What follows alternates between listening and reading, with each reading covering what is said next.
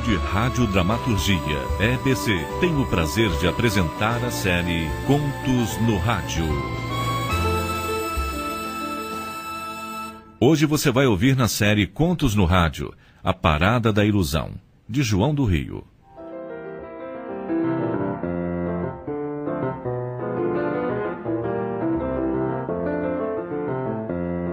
No início do século XX, se tornaram comuns na sempre moderna e calorosa cidade do Rio de Janeiro as casas públicas de banho. Eram estabelecimentos à beira-mar, clubes onde os frequentadores podiam gozar de serviços como os de banhistas à sua disposição. Os banhistas eram homens fortes, geralmente de origem bastante popular, e que faziam os papéis de instrutores para a natação, auxiliares para os serviços de toalhas, carregadores e também guarda-vidas. Ainda não havia o aterro do Flamengo e uma dessas famosas casas de banho ficava na rua Santa Luzia, à beira da Baía de Guanabara. É onde João do Rio, um dos mais criativos cronistas daquele Rio de Janeiro, faz acontecer a Parada da Ilusão.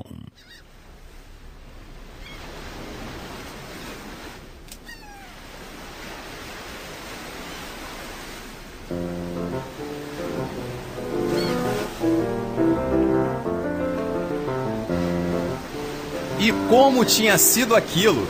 Diante do espelho, dando um laço frouxo no lenço de seda, Geraldo sorria o sorriso satisfeito. E vagamente mal. Que tem todos os homens quando recordam uma aventura em que foram os mais espertos. E como tinha sido? O acaso. Apenas o acaso. Geraldo era pobre, sem pretensões. Alugara por uma ninharia aquele casebre do morro, bem na rua Santa Luzia, de frente pro mar. O mar é um fornecedor de energia. Contemplar as ondas, aspirar o ar infiltrado de maresia, lhe fazia bem. Acordava cedo, de madrugada. E como a vizinhança era quase toda de pescadores, de banhistas, jovens dos centros de regatas, ia à vontade a um estabelecimento balneário. Uma casa de banho. Quem o visse grosso, Forte. o bigode espesso, a negra cabeleira ondeante, O braço cabeludo. não diria jamais que era um estudante de medicina. Havia no seu olhar qualquer coisa dos barqueiros de Nápoles, do langor das serenatas, e na alegria do semblante, na gesticulação, o ar da raça. O ar que não falha. Basta olhar um homem para se sentir de onde ele veio. Geraldo começara humilde, de origem italiana. De trabalho em trabalho fizera-se afinal acadêmico, graças à pertinácia da sua inteligência. Mas, por mais querido que fosse entre os colegas, era uma delícia para a sua alma e arrastar as pernas antes do amanhecer nos corredores da casa de banhos. Quase nu. Conversando em napolitano com os banhistas. Os tradicionais banhistas, há 20 anos os mesmos. Era tão bom, tão bizarro. A princípio postava-se no pátio, junto da barraca do gerente. Uma barraca escura, com trouxas de roupas, um quadro das chaves e o binco do lampião de gás aceso. Era a chegada dos frequentadores. Bom dia. Vai. Estou um pouco de dor aqui, né? Acho que vai fazer sol. Será? Acho que sim. Não sei, o tempo tá passando. Acho que sim. Havia mulheres pálidas, mães de família acompanhadas de crianças e de criadas. Havia sujeitos de passo trôpego, Reumáticos. Beribéricos. talvez tísicos. E havia os habituais senhores respeitáveis, Burgueses de ar solene. que tomavam banho de mar desde criancinha, aconselhando para todas as moléstias. Um mergulho no salso elemento. E sujeitos que vinham especialmente para a pândega as lições de natação, os namoros com apertões debaixo da água. As meninas assanhadas. As coquetes. E havia também muita mulher chique, muita mulher de estalo, que os espectadores da praia até olhavam de binóculo. Mas Geraldo Não tinha pretensões a conquistas. E aquele espreguiçamento na casa de banhos era apenas uma tonificação para o estudo, que recomeçava horas mais tarde com o curso dos hospitais, as aulas, os livros. E depois de descansar na gerência, ia trocar palavras com os banhistas, rindo, brincando. Afinal, atirava-se a água, no meio da algazarra dos conquistadores e das pequenas. E sempre tímido, só como se fosse mais um funcionário da casa. Ninguém pensava que era um estudante. E o próprio pessoal da casa tratava-o familiarmente por tu. Uma vez, estava no corredor, Estreito e escuro. conversando com Nicolau, Um banhista idoso e bronco. quando abriu-se a porta de um dos quartinhos. E uma linda criatura loura. Chamou. Nicolau adiantou-se. Sim, senhora. A loira interrompeu. Não, o outro. Eu? Sim, você mesmo. Geraldo sorriu. Achavam que ele dava banhos. Eu, um estudante, um acadêmico. Disse Geraldo. Mas ao mesmo tempo que o fato o humilhava um pouco, sentia um desejo imprevisto e romântico de se deixar passar por banhista. Apertou o braço de Nicolau. Deixa que eu vou, Nicolau. A dama loura estava já vestida para o banho. Não quero mais que aquele velho me dê banho. Há 5 dias que tomo banho e logo no primeiro pedi que deixasse o quarto seco. Não há meio. Veja só. Fica você. Quer? Geraldo curvava-se, sem dizer nada. A dama loira abriu a bolsa de prata, tirou uma nota. Tome. Não quer receber? Ora esta. Receba. Para esquentar. Ande lá. Grazie, signorina. É italiano. Io sono venuto da Napoli, Fatriani. Bem. E quantos anos você tem de idade? 22. A dama loira olhou-o profundamente, teve um leve suspiro e ainda indagou. Como se chama? Túlio. Vem me dar um banho, Túlio. Infinitamente alegre com a aventura, Geraldo seguiu para o mar dando banho na dama loura. E quando voltou, estava se arrebentando de tanto rir. Não é que a mulherzinha o tomava mesmo por banhista? Entretanto, o imprevisto do caso lhe acendia o desejo de continuar. Sim, continuaria. Os outros riam a perder. Geraldo, se fazendo passar por Túlio. E ele não faltou mais. Logo cedo, lá estava no estabelecimento. De pés nus, Calção de meia. camisa aberta. A dama loura chegava sempre às 6h30. Então, Túlio, o meu quarto. Pronto, patroa. Prontinho. No fim do 5º dia, ele fazia tão bem o papel de banhista de opereta que ela lhe disse o nome. Alda Pereira. Sou brasileira, tenho 27 anos e um protetor sério, o senador Eleutério. O senador Eleutério a tomara depois da separação do marido. Ela dizia essas coisas naturalmente, aprendendo a nadar. Ai, não me afogues, rapaz. Morrer aos 27 anos. Ou então, Palavra de Alda Pereira que aprender a nadar custa. Ele sorria, queria levá-la para longe. Quero levá-la para longe. Não, que o senador Eleutério pode saber. E eu, meu filho, depois que me separei do meu marido, tenho muito medo do ciúme. Uma suave intimidade brotava aos poucos daquela hora de banho.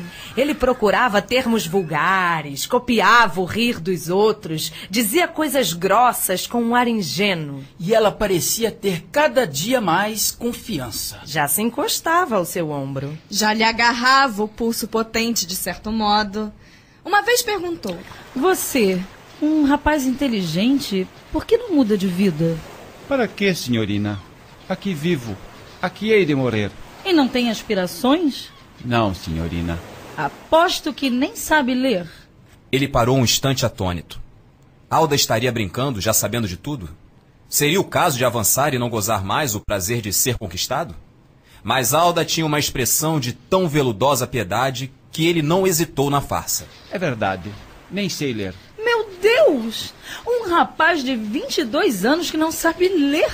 Os seus olhos nesse dia tornaram-se mais úmidos, e ao rebentar de uma onda na ponte, ela se deixou cair no seu largo peito.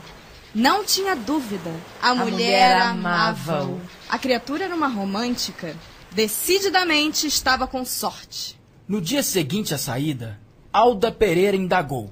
Túlio, você gostaria de aprender a ler? A senhorina paga o professor? Ensino eu mesma. Então quero. Onde? Vá à minha casa. Logo à noite, às 7. É a melhor hora. Ele arranjaram um casaco curto de brim, um capote comprido, compraram o lenço de seda e um chapéu. E foi. A dama loira habitava numa rua transversal à Lapa. Uma casa elegante e discreta, com 2 criadas apenas. Fizeram-no entrar por uma saleta de estilo moderno, em que os móveis eram incômodos e as paredes tinham mulheres de túnica soprando trombetas. Alda lá estava. Entre, Túlio, nada de acanhamentos. Francine, deixa a porta aberta. Evidentemente, ela estava comovida, com um riso nervoso, as faces coradas. Sabe que já lhe comprei o seu livro?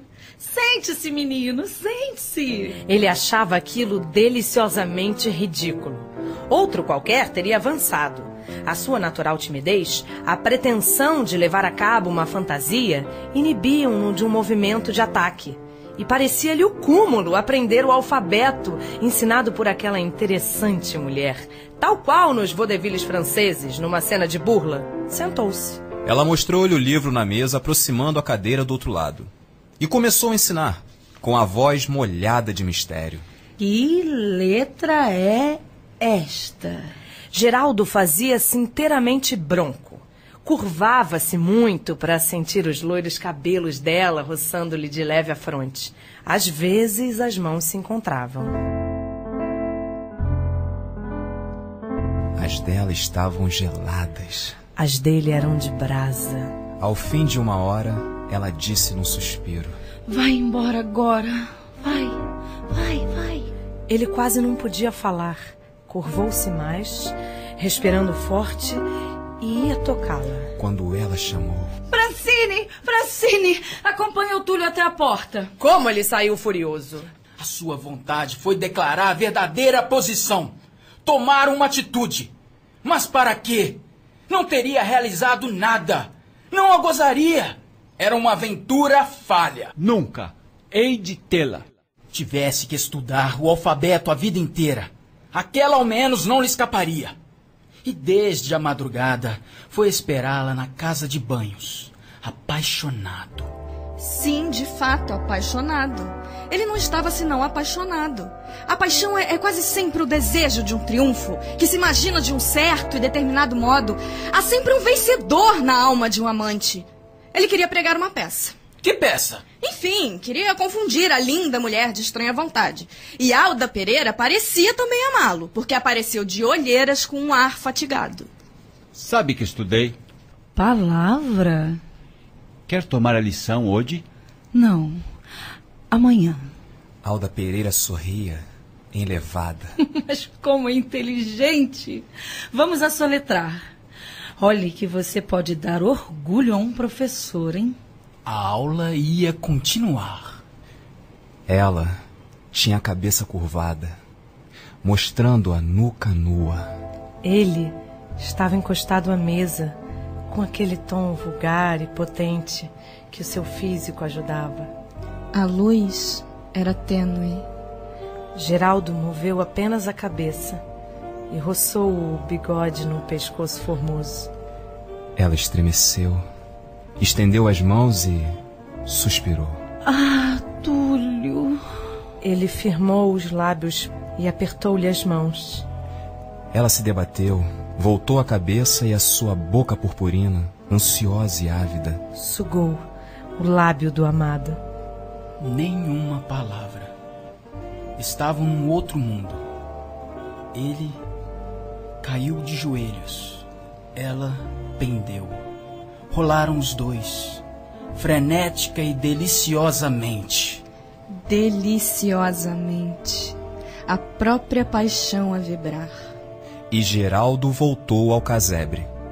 Outro homem, aturdido, sem compreender o que via. a lembrar-se dos seus abraços e das suas palavras. Túlio, Túlio, não digas a ninguém, é a minha vida. Lembra-te do que fiz por ti. Só o amor, muito amor. A vida de delírio começou então. Ela entregava-se e o sentia. Com um imenso acorde do seu próprio ser. Cada beijo era uma revelação. Cada abraço, a dissolução de um mundo. E a necessidade de ocultar de olhares profanos aquele sentimento ainda mais os incendiava. No banho, ela estudava o momento de apertá-lo, de mordê-lo, esperava com a porta do quarto entreaberta para um beijo. Em casa, as lições de leitura eram a leitura de Paulo e Francesca, no verso de Dante. Jamais, porém, ela mostrava desconfiar da sua verdadeira situação. E Geraldo, sentindo-se indigno de si mesmo, continuava a ser o banhista Túlio, sem forças para dizer a verdade. Afinal, o senador Eleutério soubera do caso. E mais pai do que amante, resolveu mandar Alda à Europa, para ver se o escândalo terminava. Alda chorava, queria viver sem roupas em Santa Luzia, com seu Túlio. E foi um verdadeiro trabalho convencê-la de uma breve separação. Tu queres que eu vá, Túlio? É para o teu bem, Alda. Queres mesmo? É nosso amor que matas. Eleutério comprara as passagens. Combinara tudo. Era no dia seguinte que Alda partiria. Geraldo, preparando-se para a última visita, relembrava aqueles 2 meses loucos de romantismo. Como tudo pudera terminar assim? Era lá possível prever? Antes, porém, da partida, era preciso dizer-lhe a verdade. Ele ia para o último ato. Então penteou o cabelo como os banhistas, com muita brilhantina, pôs o chapéu e o capote, consertou ainda uma vez o lenço de seda e partiu para o último encontro com Alda Pereira. Alda estava na mesma sala da primeira vez, muito abatida. Estendeu-lhe as mãos e a boca. Meu amor, a última vez. E deixou-se cair. Alda, que é isso? Ânimo. Lembras-te? Há 2 meses. Ai, quanto amor! Quando te vi, desde que te vi, meu amor, amei-te. Que me importa se tu fosses banhista? Se era a tua carne, o teu corpo, os teus olhos que eu desejava, meu adivinhado querido. Nunca mais sentirei o que senti por ti no mar, quando te tinha a meu lado, forte, meu, fiel. Dize, nenhuma outra será como eu. Dize. Mas, Alda... Naquela casa vão tantas mulheres, e tu tens que servir a todas, tem que as segurar, tem que as salvar. Era o momento. Alda, tenho que te dizer. Não digas nada. Não, há um engano. Um engano que não pode continuar. Não há, Túlio, não há. Ah. Pois deixa-o. Não, tu pensas que eu sou banhista Túlio, nascido em Nápoles. E não és. És sim, és o meu Túlio. Não, e eu sou um estudante de medicina. Chiamo-me Geraldo Pietri. Sim, Geraldo, estudante, que se fez passar por banhista para te amar. Um silêncio tombou. Alda sentara-se. Depois, como Geraldo se aproximara, sorriu, afastando-o. Não. Alda. Não, por favor, não, senta-te. Escuta. Ou vai-te. É melhor ires. Vai-te. Mas a nossa última noite... Vai-te. Zangaste-te. Não. Mas pensei que tinhas mais espírito. Não tens. Eu sabia, ouviste? Eu sabia desde o primeiro dia quem tu eras. Eu sabia. Meu amor nasceu de uma brincadeira. Tudo na vida é ilusão e só a ilusão é verdadeira. A verdade é a mentira, porque é o comum e o vulgar. Amei-te, querendo que nos esforçássemos para dar a cada um a ilusão. Nunca se desengana uma mulher, porque não se mata a ilusão. Eu amava um ser idealizado que seria chocante se fosse verdadeiro. Um banhista imprevisto, um selvagem, filho do mar e das canções. Amava-o em ti, que o fingias tão bem. Tu mataste Túlio. Que me importa a mim, o estudante Geraldo? Ah, já nem parto. Não é preciso. Adeus. E nunca, ingênuo rapaz, queiras ser verdadeiro nas coisas do sentimento que ama a ilusão. Nervoso, sem saber o que fazer do seu chapéu caído, Geraldo sentia a lamentável. Uma curiosa e lamentável. Sim, uma curiosa e lamentável sensação. De que retomava o seu eu. Um eu Vulgar e comum. Isso. Alda fez-lhe ainda um vago gesto. Na rua, outra vez, envergonhado, furioso, triste, o pobre rapaz deixou-se correr, com o receio de que o conhecessem, ainda mal vindo da parada romântica. E só no quarto, humilde, é que pôde chorar longamente, chorar, não ter sabido guardar o princípio da vida, a ilusão. A Parada da Ilusão, de João do Rio, 1920. Você ouviu na série Contos no Rádio A Parada da Ilusão, de João do Rio. Roteiro dramaturgico de Fabiano de Freitas. No elenco, Joyce Marino, Luiz Otávio Moraes, Carol Dessandre, Diogo Pivari, Monique Vaillet, Tony Godoy e Robson Santos. Locução de Luciano Gama. Músicas originais e seleção musical Júlio Daim. Sonoplastia Marcelo Santos. Operador de áudio Ademil Reis. Produção de Nelly Coelho. Direção e coordenação geral Marília Martins. Uma realização do Núcleo de Radiodramaturgia EBC e Soarmec. Mande a sua sugestão ou comentário sobre o programa Paracal, Central de Atendimento ao Ouvinte, 21177853, ou pelo e-mail ouvinte@radiomec.com.br. Contamos com a sua participação.